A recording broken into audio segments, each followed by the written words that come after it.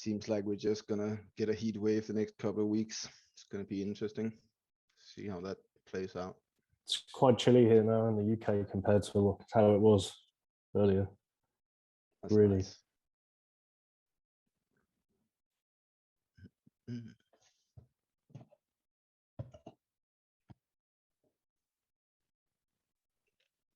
I'll be honest, I'm kind of having fun just sitting back watching you guys. What's going on, everybody? How you guys doing? Doing Doing good, man. Yeah, good. Yeah, awesome. Is this your first time all on camera doing this kind of thing as a team? We've had a few meetings, Ed and I, with some other parties, but other Okay. than that, yeah, I guess it is. Yep. Okay. All Good. together, I think. All right. Yeah. All right. So everybody, YouTube, welcome. This is our live interview with some of the Terra rebels. We have Zaradar, we have EK, and we have Raider. Guys, but before I already talked to Zaradar about this. Before I get started with everything, there is something in Europe, not in the United States, but in Europe called the GDPR rule. And this was a concern whenever we were going to do some sort of interview. It's basically a general data protection regulations. And I'm not going to get into all the legality of it, but basically it says that anywhere, correct me if I'm wrong, you guys, anywhere within 3 years, if you decide that, you had a, booger in your nose or something, and you want me to delete this whole thing, you can ask me to do that. And there are some other legalities to it.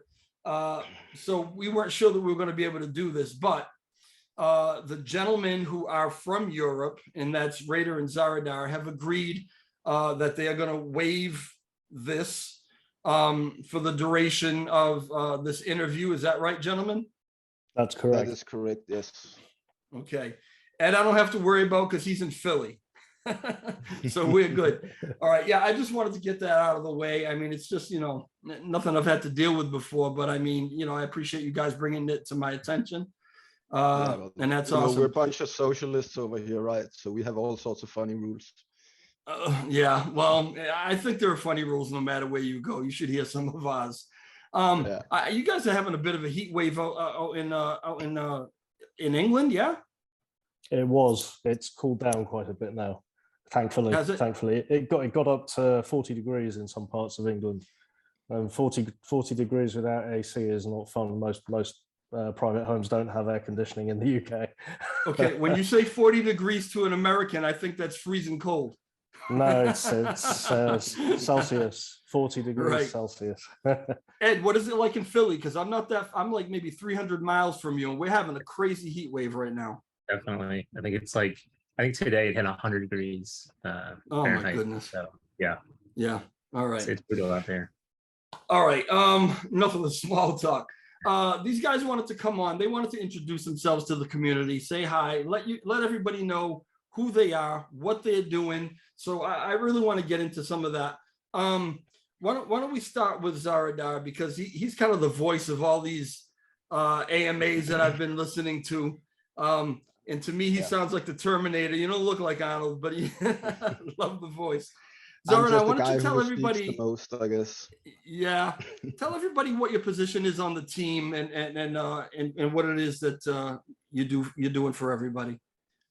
So my position on the team is as a development manager and architect and developer mentor. So I help onboard all the different new Terra rebels that sign up to help build out the Terra Classic ecosystem, and try to get them settled in the different teams that we've created to sort of structure responsibilities for different parts of the application. And then I help them understand technologies such as Docker, Kubernetes, or building distributed systems, or writing Go code or C# code or whatever it takes. Then I also do security audits on all the code. So we published a few weeks ago a post-mortem on a bunch of critical flaws that me and one of our SecOps leads are working on, trying to see if we can map out a path to sort of fix, so we have less vulnerabilities in our entire software tool chain, so to speak. So that is sort of my role. So I guess you could say I'm a jack of all trades right now. Yeah, I think a bunch of you guys are doing a lot of different roles, right? I saw kind of your help wanted sign up a little while ago, and you've got an application actually on the you know what I'm talking about. Having a blank here. On the Discord. Yeah, on the Discord. So have you gotten, you know, some good people to come in and help? We've gotten an impressive amount of very motivated recruits, and we are talking people from Fortune 500 companies. I mean, if you look at our growth curve as an organization from a pure startup perspective, you know, we're having phenomenal growth. I think we've grown 400%. Clearly, that has caused some ripples, and it has caused us to sort of try to structure things even more. But we have people from a lot of top companies. I can't mention the companies they work for various reasons, but we have some really qualified people coming in. That's awesome. And so everybody knows, in case you don't already know, and we're going to get into a lot more detail about this, but these guys are all working pro bono at this point. Everybody that you see here is a volunteer working to restore Luna Classic, LUNC. And again, we'll get into the details, but I just wanted to let you guys know that I'm assuming, you know, all these people that are coming in, a lot of people are trying to jump in and help out, which is phenomenal to me, because you have lives, you know, you have families, you have a lot of other things going on, and this is a monumental task. So it's taken a lot of your time, and I appreciate it. Ed, if you don't mind, why don't you go next? Sure, yeah. So I would say my role is primarily as a developer on the team. I mean, I think all three of us, Tobias and Matt, we met on GitHub because we all sort of had the same idea that when we saw that governance was broken on Luna Classic, we all tried to put a pull request in to try to fix the situation, and that's how we met. And really, I mean, I think I've been able to do a lot of focusing on the code, on Cosmos SDK, because of these guys. I mean, there's just so much stuff going on in the background that I'm able to sort of just ignore and focus on the code and put out, you know, the best code that I can. So yeah, so my main role here is just to focus on fixing what has been broken, and then try to get that implemented. Yeah. You know, it's good to have you guys on my stream, because if any of you have seen my videos, and I think you have, this technical stuff, when you start talking about the code and the, you know, all the rest of that, is way over my head. That's not my forte, and it's not really what my streams are about. There's a lot of guys out there who are delivering that for the community, and it's, you know, it's awesome. But to have you guys on to actually talk about some of this technical stuff for the people who tune in to see me, that I'm not normally able to give them, is really awesome. I appreciate that. And you brought something up that I actually wanted to ask you guys about, the genesis of this team. Who, you know, everything starts with an idea. So who was the actual first person that said, you know what, I know some guys, I think I can put a team together, maybe we can get together and try to maybe fix this thing? Who made those phone calls? Who did that? Well, I mean, I guess I can jump in and answer that one. So, all right. In terms of the idea that brought us together, we all had a kind of similar idea independently, as Ed mentioned, and we'd all coded up the change, essentially the same change, some small nuances, but essentially the same change. And we submitted our changes into the Terra Money, that's TFL's GitHub as pull requests, in order that we would hope they would review our code and maybe incorporate it into their code base. At that point, the idea, I think, from all three of us was, how do we collaborate with TFL to fix what isn't working anymore? Right. And as the days and then about a week went by, and we were not getting any kind of traction from TFL, we started communicating with each other. We reviewed each other's code changes. We made comments, and then I think it was Zaradar invited me to join the Discord, which had already been set up, and then I invited Ed to join us as well, and that's how we three came together. So it happened pretty organically. I don't know if you guys want like. to add anything to that, but yeah. Yeah, all right. No, that's good. That's awesome. And then the team just built from there. Now, originally you guys were like something apes or something like that. Wasn't that the original name? It wasn't Terra Rebels right from the beginning. The development side has always been called the Terra Rebels. The Discord was called Lunacy Apes originally, but the Terra development team has always called itself Terra Rebels, and then we decided to rename the Discord to reflect the name of the development team, seen as that was the largest or the fastest growing part of the Terra Rebels organization at that point in time, and it made sense to keep the focus on the Rebels, and also there was how shall we say, a lot of love for the Terra Rebels name as a name. People got behind that name. Yeah, I got it.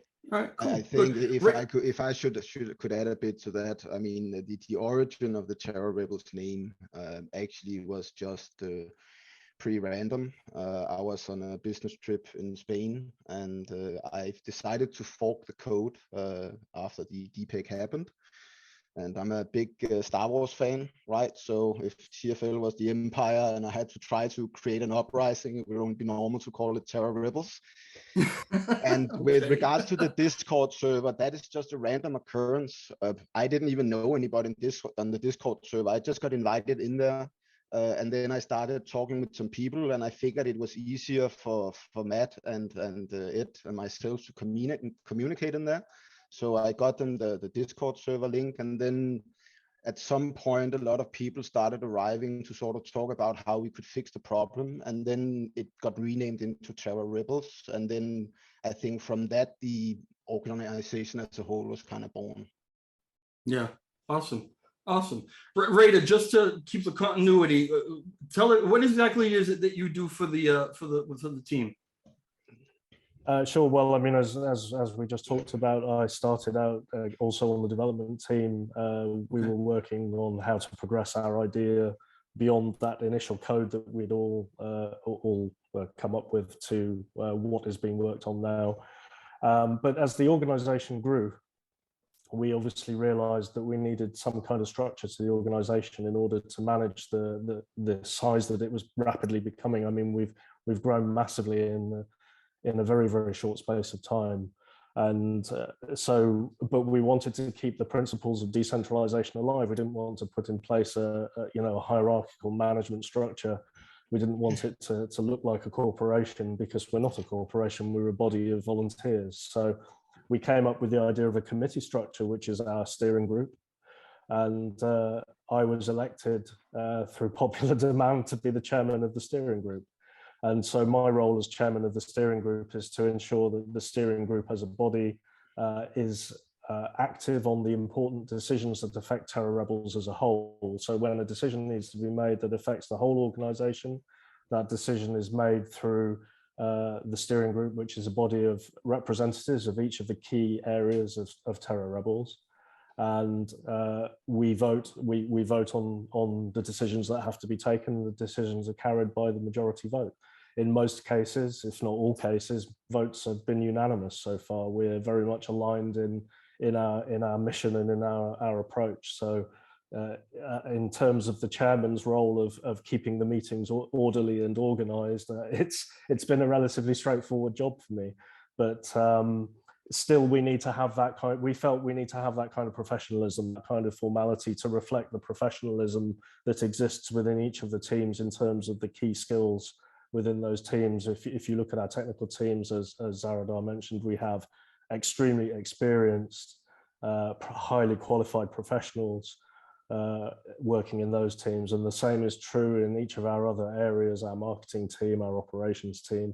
So we wanted the decision-making body to reflect that level of professionalism as well, and to be run in an orderly way. So we run it as a formal committee. We take minutes, we publish the minutes, we make sure that decisions and votes are recorded, and people can see transparently how we're deciding what we do.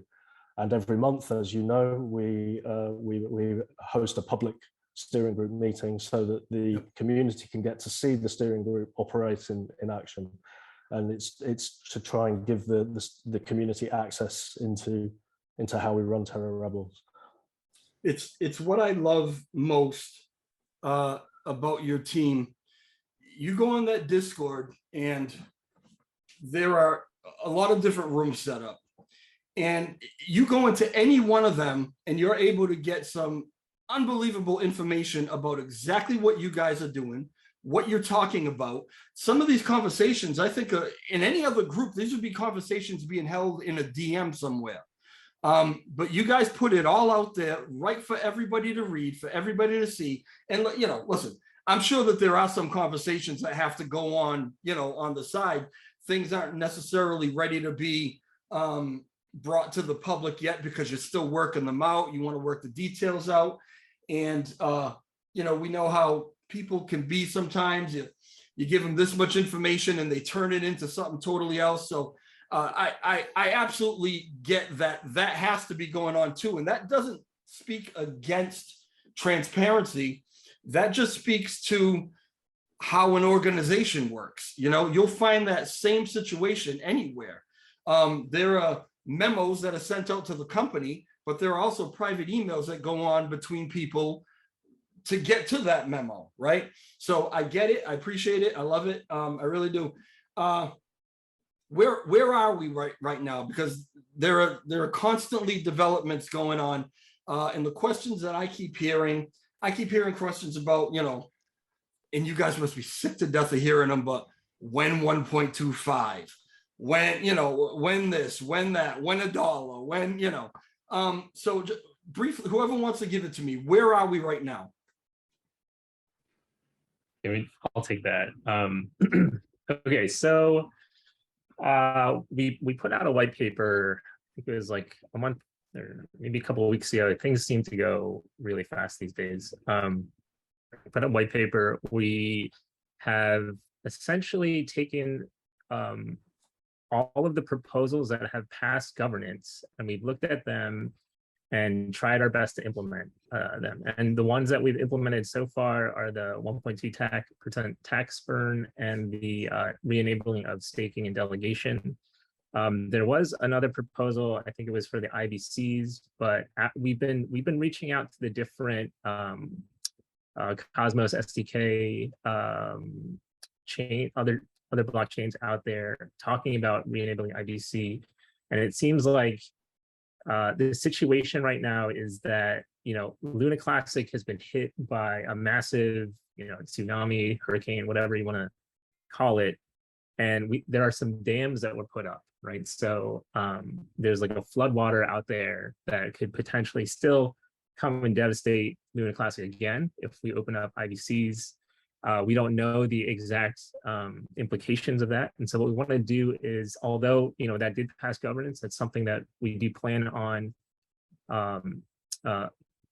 building into the system eventually when, you know, things stabilize. I think for at least for the moment, we're going to put that one on hold and do what is sort of what we call sort of the emergency management right here. And that is re-enabling staking and delegation. That is fundamental to this is a proof of stake blockchain. And if you don't have staking, this chain is dead.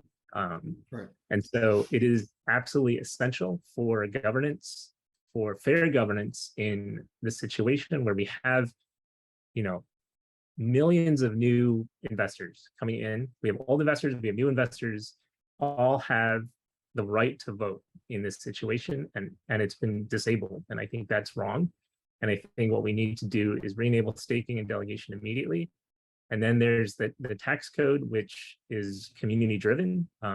You know, we have our own personal opinions on whether or not that's going to be a catalyst for the chain, whether it's going to not be. But it's past governance, and that's what we focus on.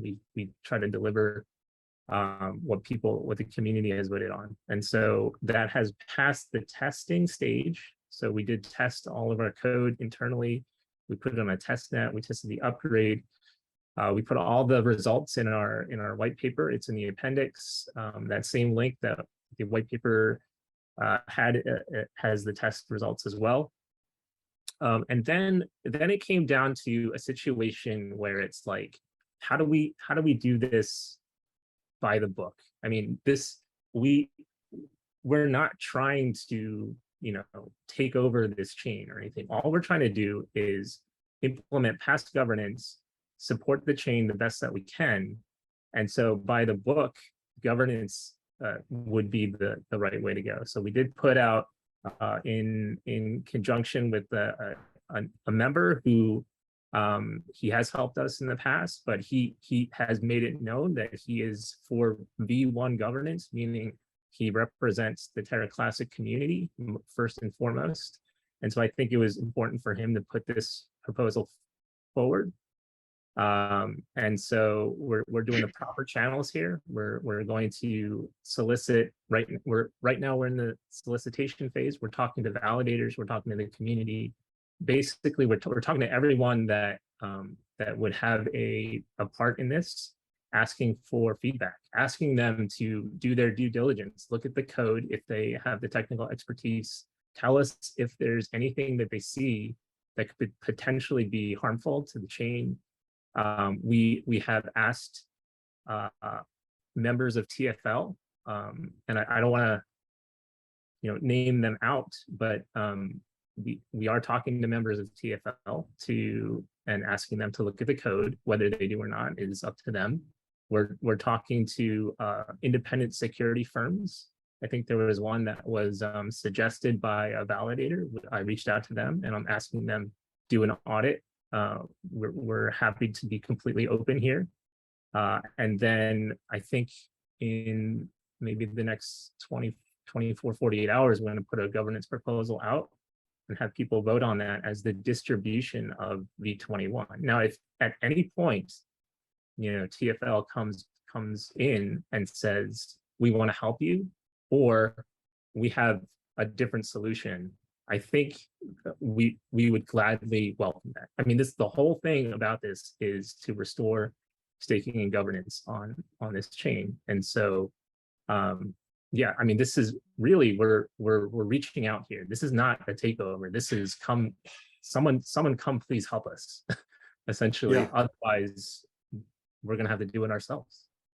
Right. Just to go back, excuse me, to something that you said in the middle there. So it's been a question a few times about this 1.2% tax, and as to whether that was going to be a catalyst or not. And you mentioned something about, you guys might have your own ideas on it.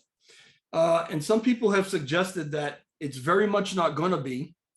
And I personally have had to speak to people about the fact that they don't believe it's going to be a catalyst. In fact, they think that it could potentially be detrimental.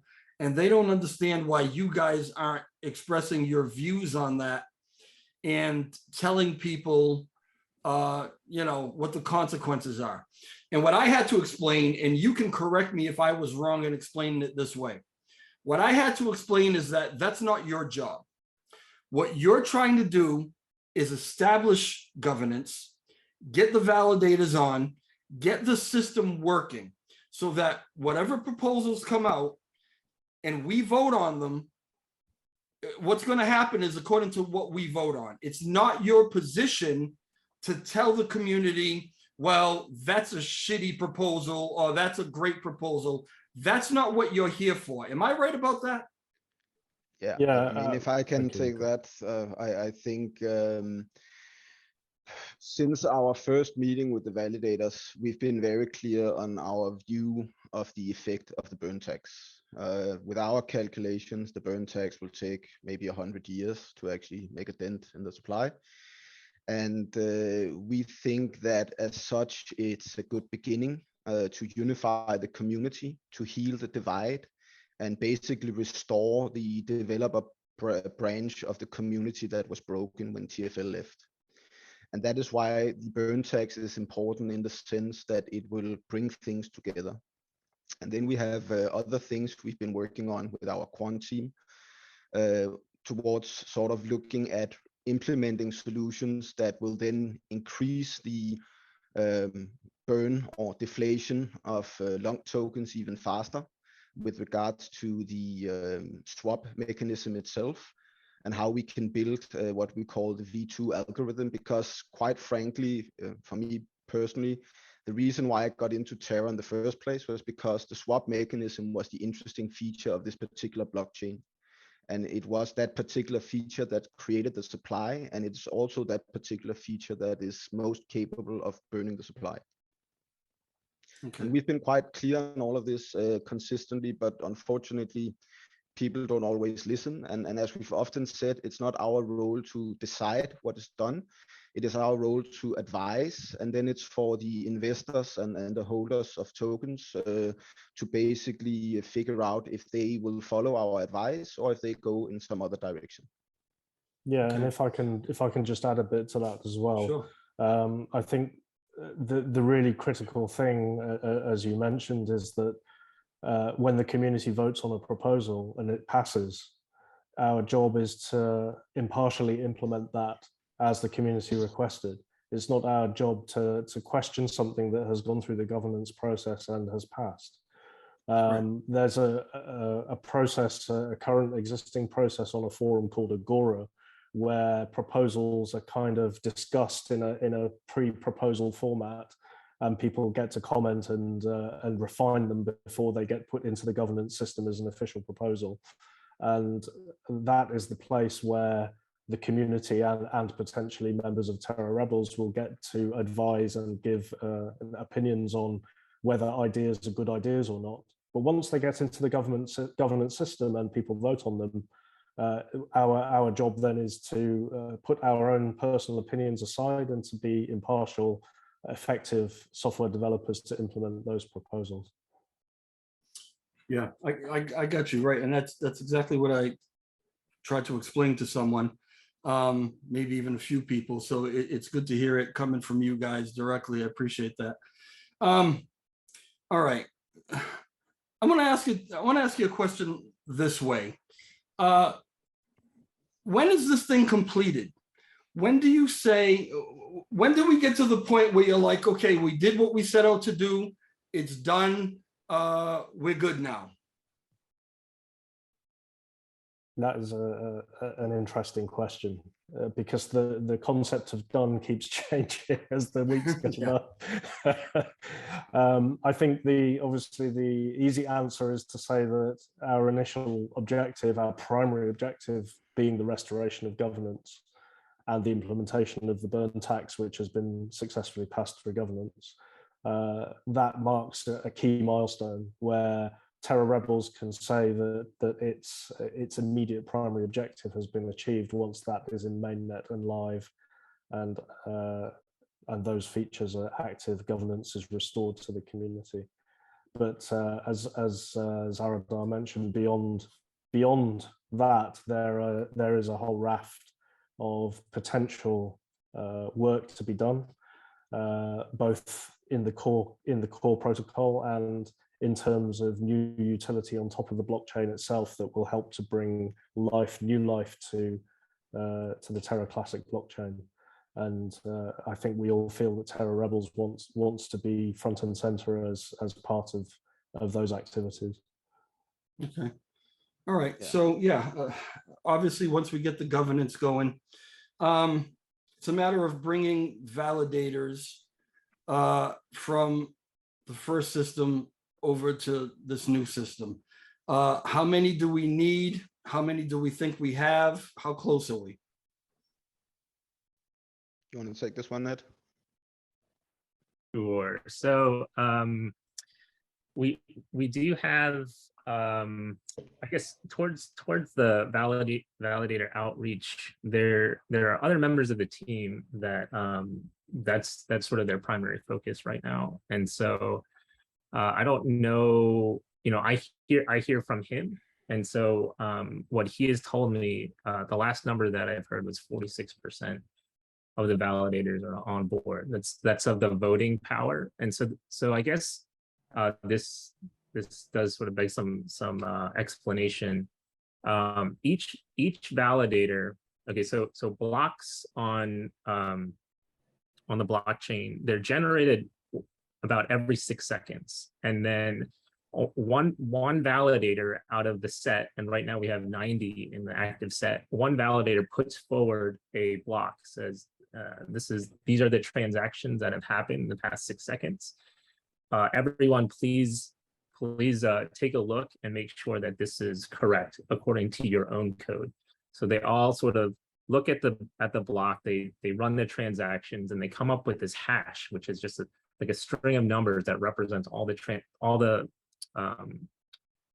transactions that have happened, and they put forth that hash, and everyone sort of checks the hashes to make sure they're all the same.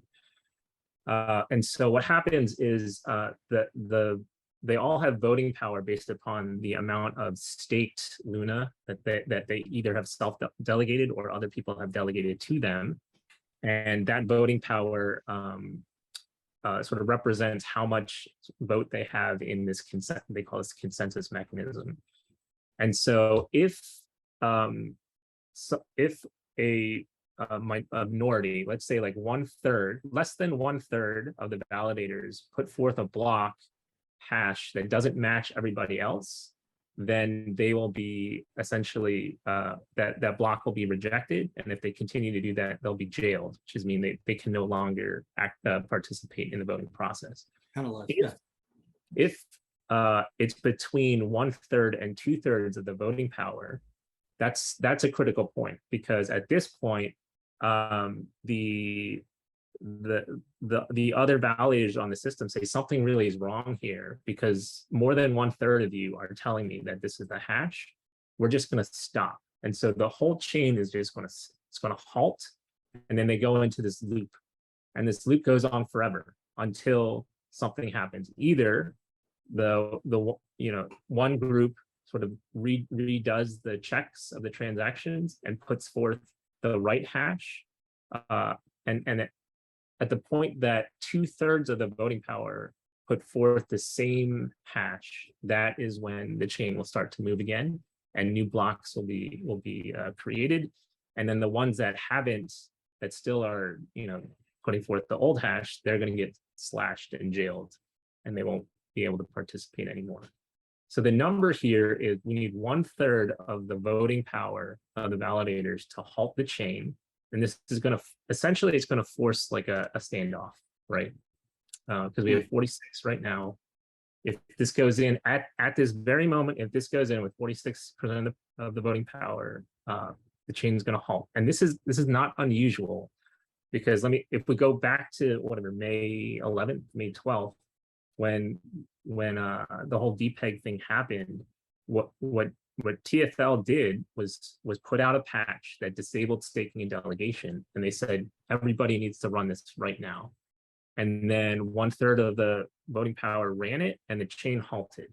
And the chain was halted for I want to say it was like almost 2 days, or maybe it was a little bit less than 2 days, where everyone was just waiting for validators to pick up the new code and install it and run it on their system. And so this idea of halting is, this is essentially how it's been done in the past. They put out code, and for the most part, they have at least 1/3, and then if they have 2/3, the transition is smooth. If they have less than 2/3, then a halt has happened. I appreciate you breaking that down that way, because I think a lot more people can understand it that way. Not everybody's a blockchain specialist, or you guys throw acronyms out sometimes, and it's like, I don't know, you ever see the Charlie Brown cartoons where the parents are wah wah wah wah, right? It's how it comes off sometimes. So I appreciate the way you broke that down. After all the work that you've done, and you've really come a long way. Can somebody from TFL just kind of step in and say, thanks, guys, we'll take it from here, and just take the thing over again? Basically, I would say yes, they could. But at the end of the day, our mission was never to be the ones driving the car. We became the ones driving the car by accident. If, and I think we've said this multiple times, if Do Kwon and TFL came back and assumed responsibility and stepped up to the plate and started doing things to restore governance, then we would have no problem with that. Because then inherently we would still have succeeded, right? Our goal is to fix the you chain. made them do it. No, I get it. All right, I understand that. You're not trying to take over the chain. I got that. You're coming up with workarounds to kind of strong arm them, I guess, into doing the right thing, adopting the new code. Has anything like this ever been done before? I would say there's one precedent with regards to EOS that decided to kick Block 1 out of the consensus body and basically take over.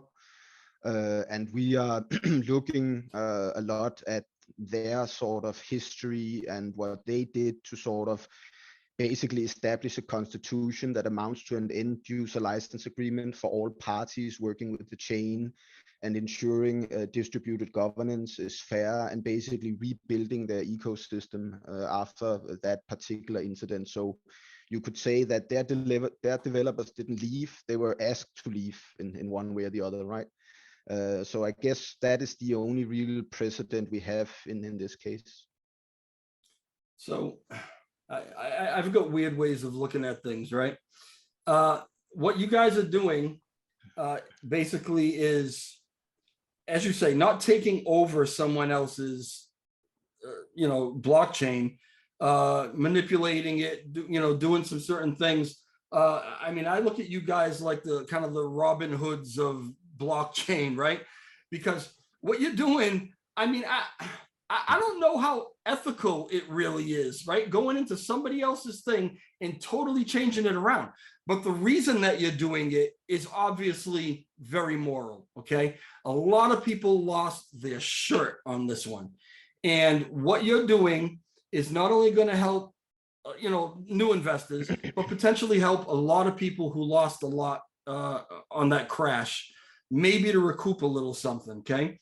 But I mean, am I right? It's kind of like computer hackery kind of stuff, right? Well, I think you have to look at the history of blockchain development since the beginning of Bitcoin.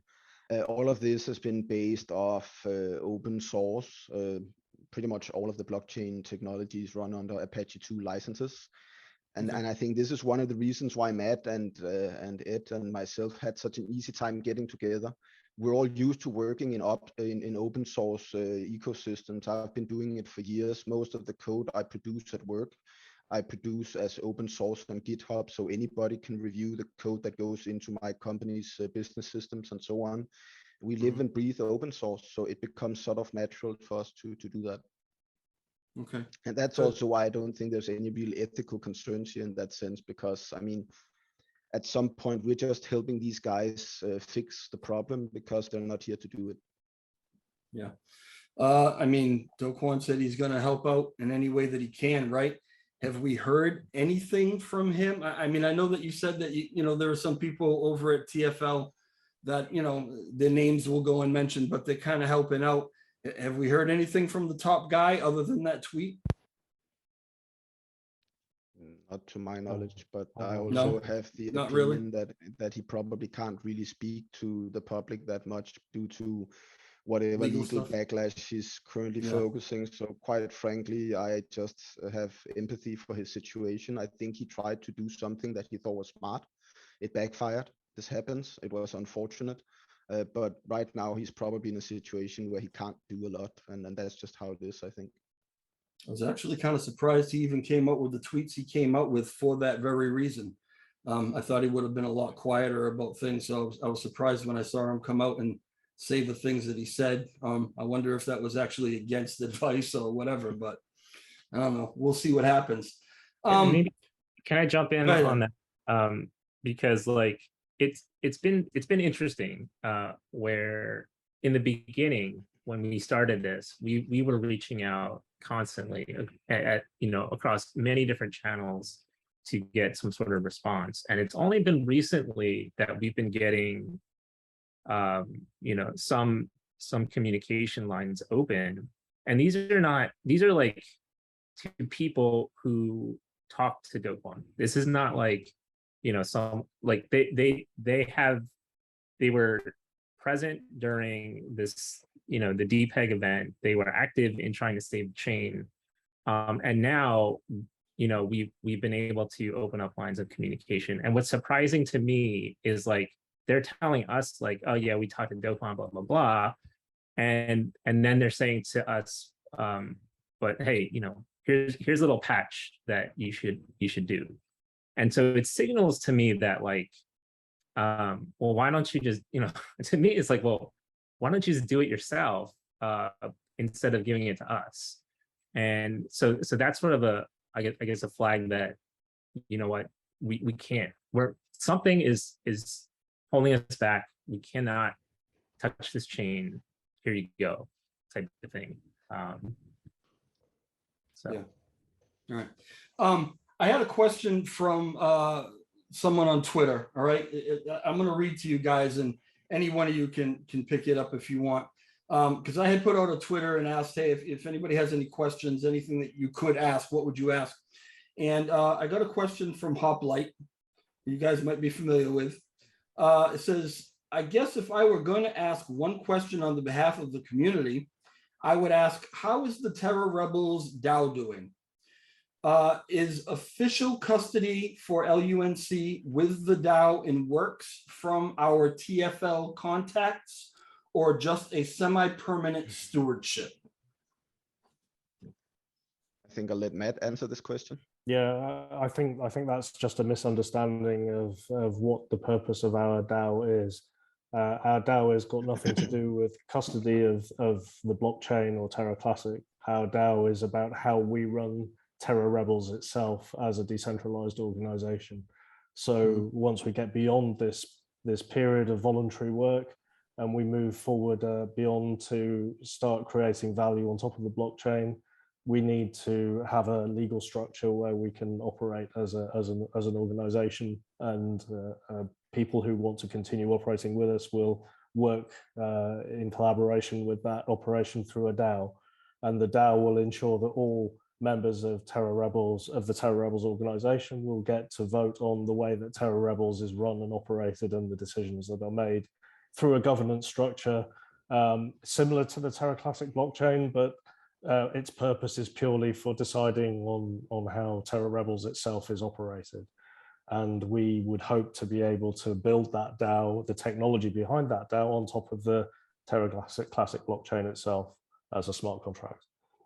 So you guys have the intention of moving from a group of volunteers who are doing this to some sort of more official, structured, organization in some form. Yes, absolutely. Yeah. If I can pitch into this a bit, I think a lot of our developers and tech people, they're enterprise people. And we're looking at saying, if we can fix this platform and restore governance, then we can start building a whole lot of enterprise-focused software that will enable enterprises to also start contributing to building value. So looking at stuff like targeting whatever chipsets directly for metaverses, so people can do like long-based derivatives inside metaverses fairly easily. Building out Kubernetes offerings that will make big companies have a lot easier time spinning up validators if they want to run, a lot of validator nodes and so on. And providing all sorts of other value-added services on top of the ecosystem that will attract businesses into this sort of community and start building the value. Because my personal belief is that the next bull market will be sort of the business bull market, and we need to be positioned to cater to this. And this is why we need to heal the community. We need to find some solid market makers. We need to get our act together and present a professional front to the world. Then we can start participating in the competition and move from the status of meme coin back up to, you know, a top 20 something, and maybe start making an actual impact on the world itself. Well, we've got a lot of help, right? A lot of people jumping in, coining, Metagloria, the Lunatic token guys just burned, right before we got on, just burned 50 million LUNC, right? The 2 days they've been an actual token, and they're jumping in and doing that kind of work. So yeah, there's a lot of community support. How are we doing with getting different businesses and stuff to come back and want to jump on this new software? Well, we've set up a few teams to manage the communication with the DApp developers, and I think we have a list of 35 to 40 projects ranging from various NFT ideas to people wanting to build digital banks to people building, you know, space, Starship, whatever, games. Mm-hmm. And all of these are, you know, basically looking to add value to the chain. So as soon as we have fixed governance and fixed the platform, we will pivot to try and advise and help them as much as we can, depending on where they are, to ensure that we start getting some value in, because we still have a bit of a, let's call it, debt burden in the system that we need to burn through. And the only way to do that is really to attract new investors, right? I mean, the current investors can sit around and fight over governance all day long, but if we don't bring new investors in, then we can't burn out the remaining bad debt and start to stabilize the system. And this is why it's so important to fix governance and get the ball rolling on that. Yeah. Okay. Look a little bit into the future, right? I want to ask a question. We get governance going. Everything that you set out to accomplish, you feel like you pretty much accomplished. Obviously, other things always come up, like you said, but pretty much you're there, okay? Everything's working, it's getting back on its feet. You guys go off into the sunset back to your old lives, or do you hang around and keep an eye on this thing, you know, be it's, you know, whatever you want to call it, but, you know, keep it running? Do you stay? I think, obviously, from an individual point of view, that question will depend on the individual. But from a Terra Rebels point of view, I think we can say that Terra Rebels is not going anywhere. Terra Rebels is there now for Lunar Classic and intends to be there for the long term. I mean, in the way of being like the new TFL kind of thing? I mean, is that? No. We don't want to be characterized in that way. We've avoided that, and we've clarified that at every opportunity that we are not the new TFL. And the reason being is that in the TFL model, TFL had a significant degree of control over the blockchain through validator nodes that it directly controlled or indirectly controlled, and through the fact that it was the only body that could provide software updates into the ecosystem, and I mean core protocol software updates. We have demonstrated now that a third-party software team can come along and build their own test net, build their own software updates, test them to the point that everybody can be confident that those software updates can be deployed into the mainnet without causing any issues in the blockchain. Which means that in the future, other software teams could come along and also offer their services to build or make changes to the core protocol. If Terra Rebels can do it, anybody can do it. Okay. And this is where we see the future for Terra Classic as a truly community-owned and run blockchain. There is no overarching entity or organization which has control. The control is exhibited by the community through the governance system. Beautiful. All right. One of the other questions that I got quite often from the Twitter replies was about where this thing can go. And, I had to clarify that I don't think anybody's going to give a prediction. There's no point in doing that. Okay. But so let me ask it to you this way and see if you feel like this is a question you can answer. You guys are, and I'm trying to keep it as simple as possible for the non-technical people out there. Okay. You guys are fixing this in a way that it will not collapse the way it did the first time. Okay. The problems that existed the first time, you're circumventing those and fixing it in a way that doesn't happen again. Correct? The mechanism that actually caused the DPEG event is already disabled. It was disabled by TFL, and what we're doing doesn't reactivate that at this stage. And as we previously mentioned, we're looking at future solutions to that, the V2 algo, which will have to go through rigorous testing, rigorous reviews, obviously through the community governance system as well, before any new solution to having a repeg of USTC to the dollar or to some other value before that could be achieved. So the immediate work that we're doing now, there's no way that there could be any repeat of the DPEG because there is no peg, and what we're doing doesn't at this stage doesn't try to restore that peg. Okay, so which leads me into the actual question that the community has, at least the investing community. At one point before this crash, Luna, what it previously was, the original Luna version 1, had reached $119 a coin, something like that, right?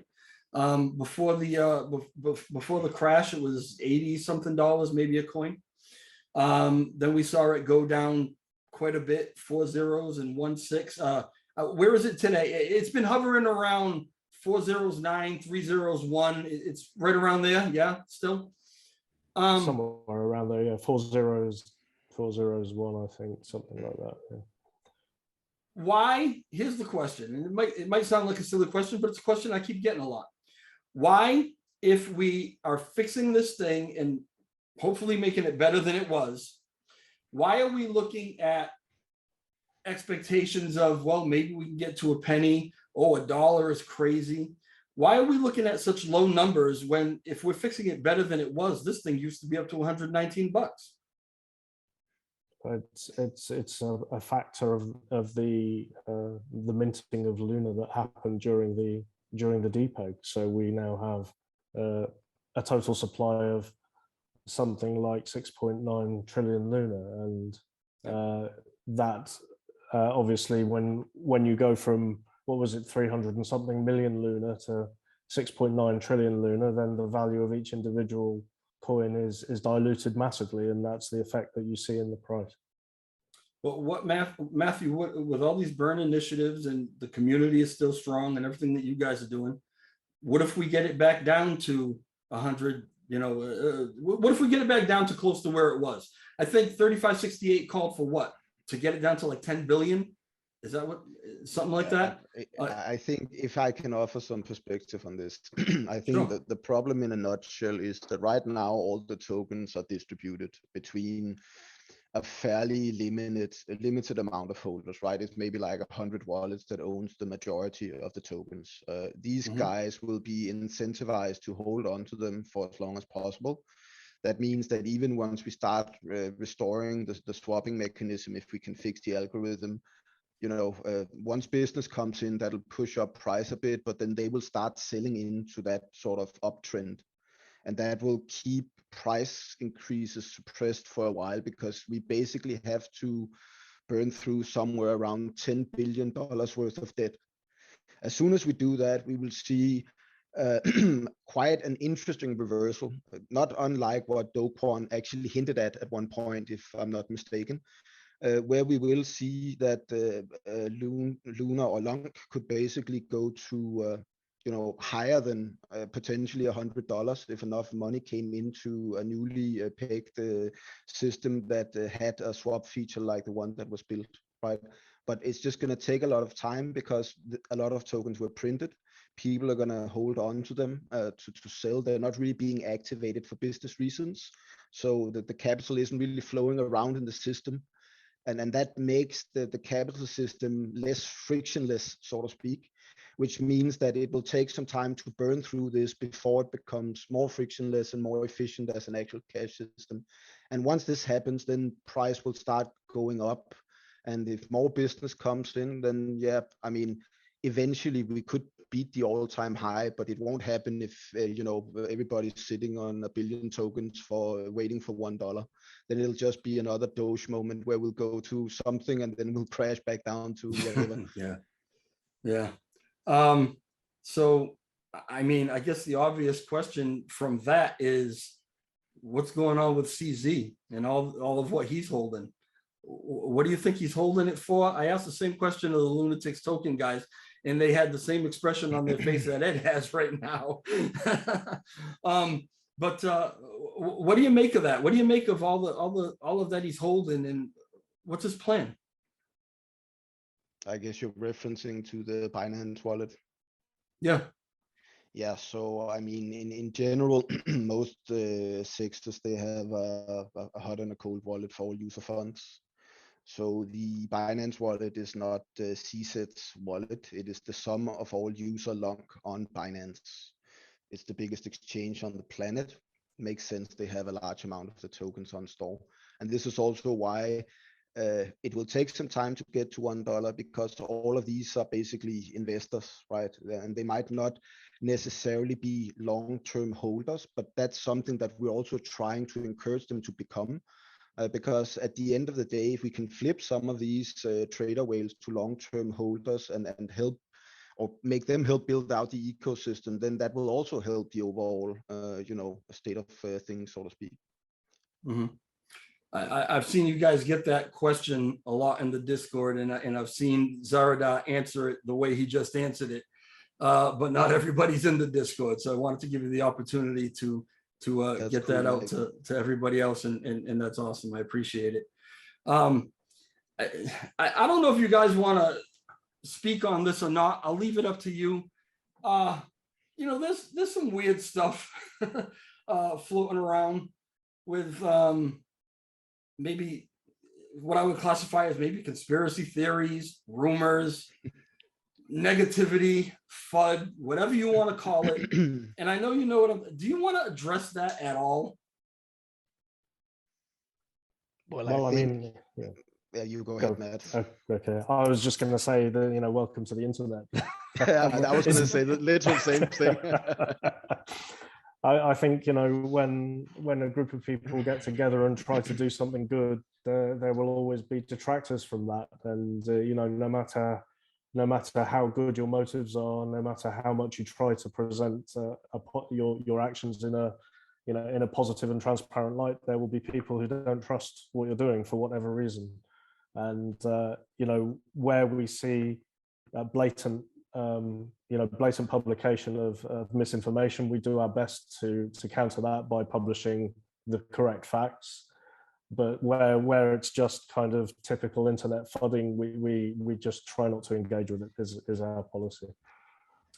And if I can add a bit to that, please. Go ahead. Yeah, go ahead. I think it's also to, we try to do as Matt stated, but we also try to advise and help people and spread the truth when we can, because at the end of the day, we have to understand that a lot of the long holders, they're essentially pretty traumatized. Some of them lost a lot of money.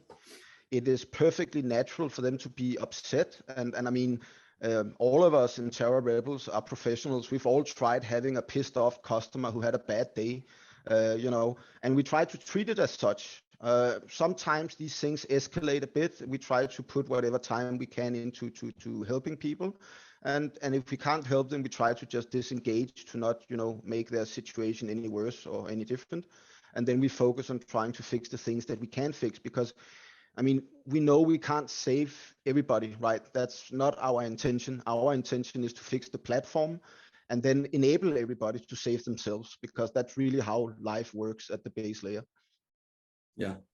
I think particularly in a market like this, a lot of the community is a bit jaded, maybe from some other development teams that might not be doing the best thing for the community and maybe doing some things more for themselves than anybody else, you know, which will go unnamed. I don't think we even need to name, because I think everybody knows what I'm talking about.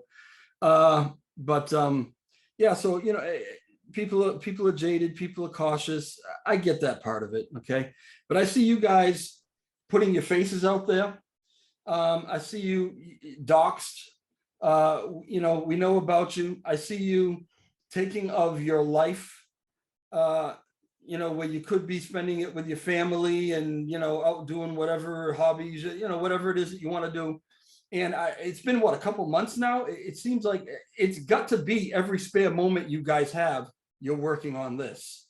And I've talked to some of you guys who really aren't getting a lot of sleep. Everybody's filling different roles.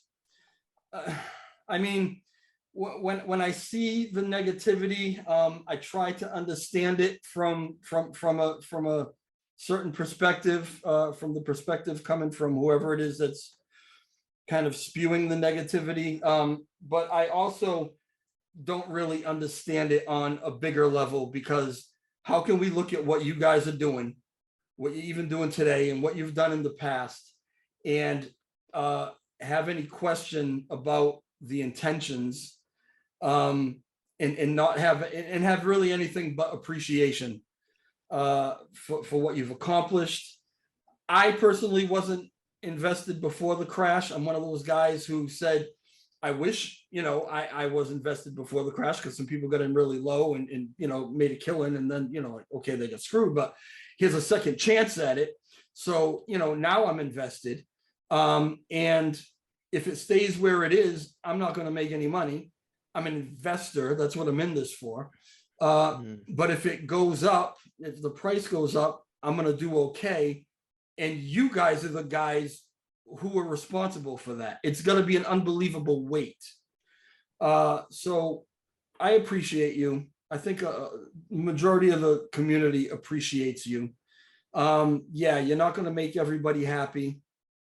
I mean, what can you really do about that? If I can offer some perspective on that, first of all, sure. I mean, we appreciate the appreciation. But I also think, you know, we're in it. I know how much you love praise, Zarda.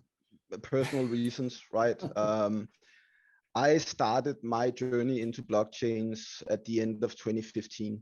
I worked for a bank. I saw how corrupt that system was. And I, you know, decided that maybe this technology was a way to fundamentally alter one of the most important things in our society, which is our money system, and create an open, decentralized, transparent, and honest flow of money.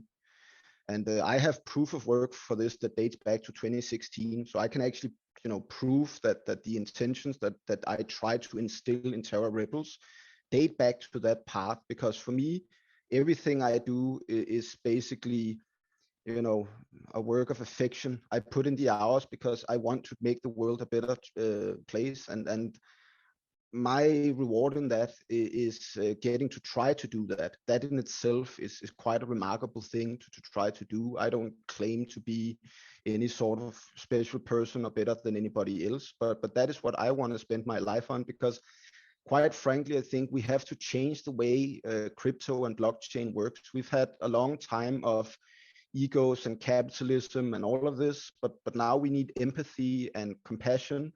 And we need to build an ecosystem with organic, healthy growth, where people are not malicious or predatory, but where they're working together to change the world, quite frankly. Because I believe that blockchains and crypto have the capacity to do that and are doing that every day.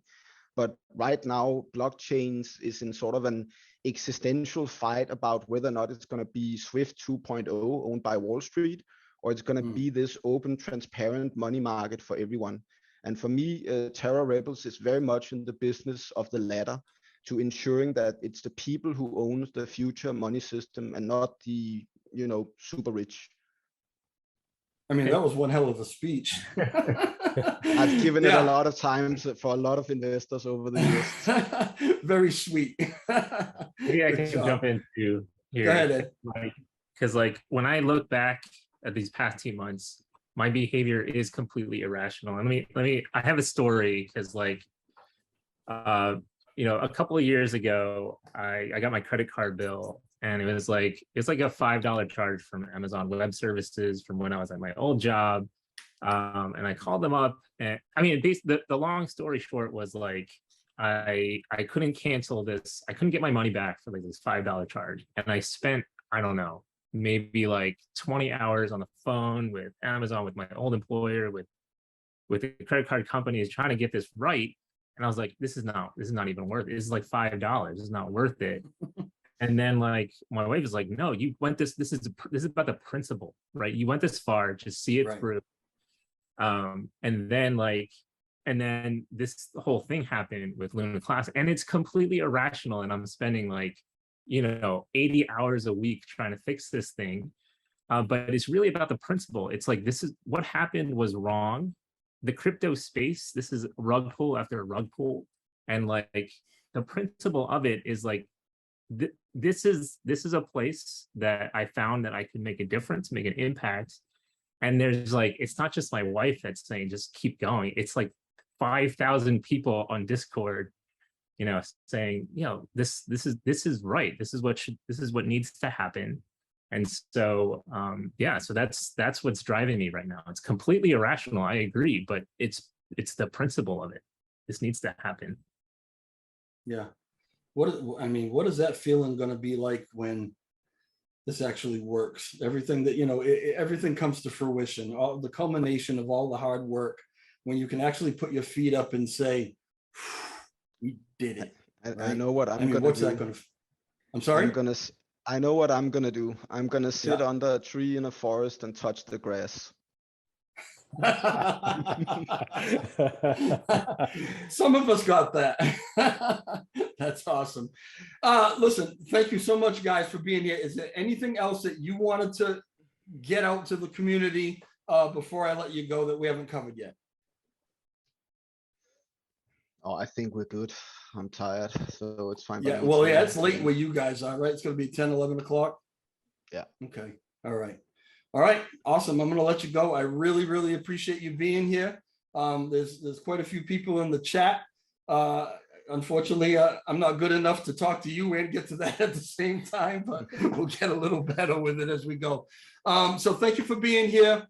I appreciate you. Everybody can go to the Discord. I'm going to link all that in the description, that you can go and talk to these guys directly. You don't have to wait for them to come online or whatever. They're there. Somebody's there all the time because everyone is in all different time zones. So anytime you go on and ask a question, there's usually somebody there that's going to answer you.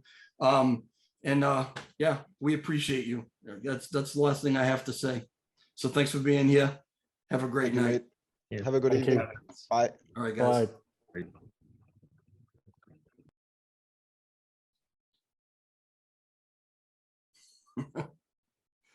There it goes. It's funny when developers can't figure out how to use technology. All right, listen, everybody that came in and checked out this interview, thank you so much for being here. Oh, I'm getting confusing myself. I'm gonna put this up in a shorter version for you, so that if you want to come back and check it out. If you have any questions that I wasn't able to get to, leave them in the comment section, and I can get to these guys and we can get you some answers and such. But I really, really appreciate you all. Hit the like button if you could for me on the way out. If you haven't subscribed, subscribe to the channel. I'm hoping for some more of these interviews. I'm pretty sure that Millennial and Happy Caddy, these guys, when they do an interview, you're going to get the good tech stuff. Okay. You don't get that from me. I bring you something a little different. Okay. But check everybody out that's involved in this thing, because we're all trying to do our part to help. All right. Thank you again for being here. Appreciate it. Have a great night. Ciao.